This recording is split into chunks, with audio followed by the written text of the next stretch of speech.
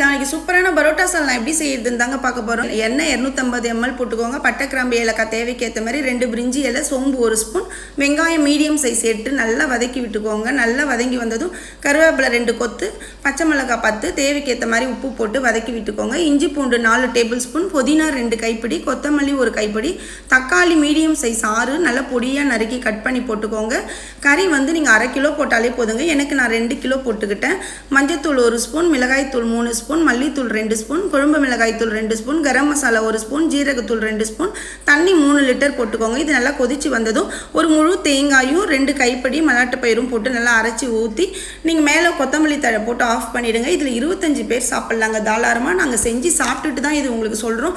அவ்வளோ அல்டிமேட்டாக சூப்பராக இருந்துச்சுங்க. இதை நீங்கள் மறக்காமல் ட்ரை பண்ணிவிட்டு நம்மளோட சேனலை சப்ஸ்கிரைப் பண்ணிக்கோங்க. வேறு ஏதாவது ஒரு டவுட்னாலும் நீங்கள் கமெண்ட் பாக்ஸில் கமெண்ட் பண்ணலாம். லைக் பண்ணுங்கள், ஷேர் பண்ணுங்கள். தேங்க்யூ.